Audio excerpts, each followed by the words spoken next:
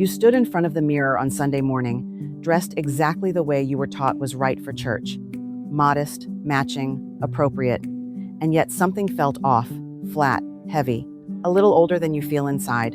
You checked the photo from last week's family gathering and winced. Nobody tells you this, but most of the safe church outfit advice given to women over 60 is quietly working against you. Your body is not the problem. Your age is not the problem. One small styling choice is, and today, I'm showing you the 10 that actually lift, soften, and flatter, including one most women assume is too bold for church, and one everyone gets wrong at the shoulder. Welcome back, beautiful. I am so glad you are here. If this is your first time with us, you landed in exactly the right place. We talk about style that works for real women, real mornings, real mirrors, and real life. No filters, no fantasy, just what actually makes you look and feel more polished walking into that sanctuary. And I want you to hear this before we even start. Style does not expire after 60. Elegance does not expire after 60. You deserve to feel beautiful right now. Not someday. Not when you lose the weight. Not when you were younger. Right now. So let's get into it, starting with the one that changes everything and costs you nothing extra. The first one on our list is the structured shift dress. And I know what a lot of you are picturing, something stiff, boxy, corporate, like you're headed to a job interview instead of a pew. That is not what I mean. The problem was never the shift dress. The problem is the version with no waist definition, the one that just hangs there like a sack and swallows your shape completely. The right version has a soft structure, a defined waist seam, and a hem with a little fluidity to it. That small seam does something big. It lets the eye travel up and down instead of stopping flat in the middle. Suddenly, the whole silhouette looks intentional instead of accidental. So when you're shopping, look for a waist seam or a subtle belt detail and avoid anything stiff and boxy that has no shape at all. Plain on the hanger, polished on the body. That's the sweet spot. Now this next one is where women get nervous. The soft blazer layer. I hear you already. A blazer feels too masculine, too severe for church. Stay with me, because that fear is about the wrong version. A stiff, heavily padded blazer with sharp shoulder seams. Yes, that can feel severe. But a soft shoulder blazer, slightly cropped, in a fluid fabric that moves with you, does the opposite. It softens the shoulder line and draws the eye straight up toward your face. That's structure without stiffness. And that distinction matters more than you'd think. Ask for unstructured shoulders when you shop. Avoid sharp, padded seams that stand away from your body.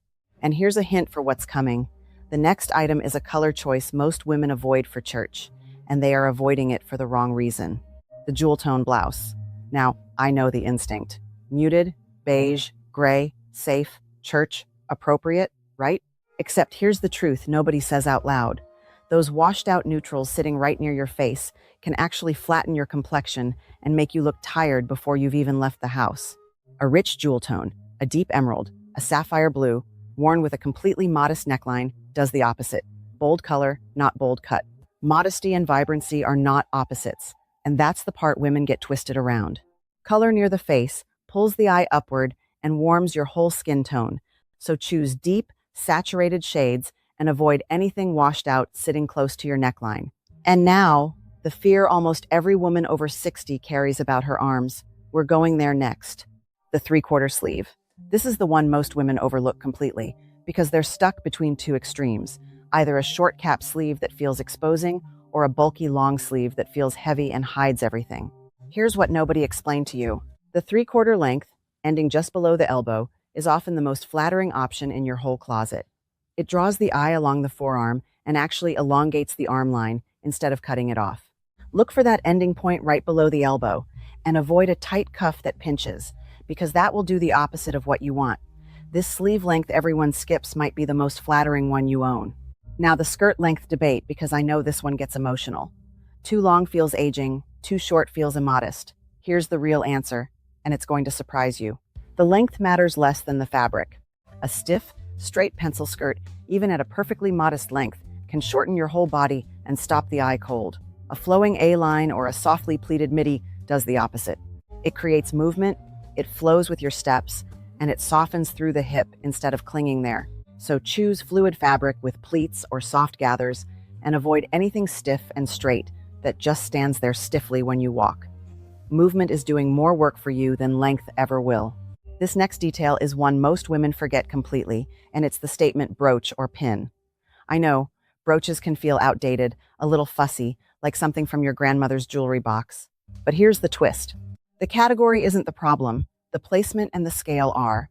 A cluttered vintage brooch scattered randomly does look dated. One modern, well-scaled pin placed near the collar or the lapel does something completely different. It draws the eye straight up toward your face, right where you want people looking. Choose one intentional piece near the collarbone and skip the multiple small, scattered pieces that just read as busy. Same accessory category, completely different result, all because of scale and placement. All right, before we go any further, I want to hear from you. Comment below and tell me which one of these you're already leaning toward trying, or which mistake on this list you've made without even realizing it. I read every single comment, and honestly, it helps me know what to cover next.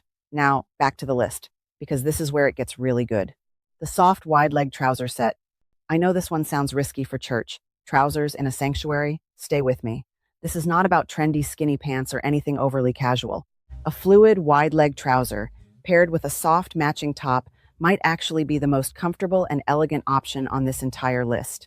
That vertical line elongates your whole body, and the movement in the fabric keeps everything feeling alive instead of stiff. Choose flowing fabric with a defined waist, and avoid anything tight or denim-like and casual. This sounds wrong until you try it, and then you'll wonder why you waited so long.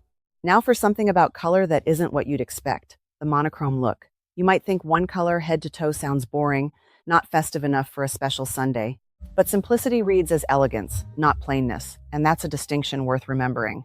When you build an outfit within one tonal color family, with texture variation instead of competing patterns, you create one unbroken vertical line that makes you look taller and more polished instantly. Choose 2 or 3 shades within the same color family, and avoid mixing too many competing prints or colors that fight each other for attention. It's simple, but it works exactly because it's simple. Now, the shoe mistake almost every woman makes without even noticing it. The low block heel shoe. Flats feel comfortable, but let's be honest, they can also look tired by the end of a long morning. A high thin heel feels fancy, but often isn't realistic for getting in and out of a pew comfortably. The low block heel is the sweet spot nobody talks about enough. It gives you a subtle lift that elongates the leg line without any strain on your feet. Look for something in the 1 to 2 inch range with a clean, refined finish, and avoid worn-out flats or anything wobbly and unstable. Comfort and elegance were never actually opposites. They just needed the right shoe to prove it. And the last one is simple, but do not underestimate it, because it might be the piece that ties your entire outfit together. The soft wrap cardigan or shawl. I know the word cardigan can bring up an image of something bulky, boxy, maybe a little too grandmother for your taste. That's the version to avoid. A lightweight wrap in a soft, drapey fabric does the exact opposite. It softens your shoulders, frames your face, and adds a gentle finishing touch that makes the whole look feel complete instead of unfinished. Choose a lightweight, fluid fabric and skip the bulky knits that add weight instead of polish.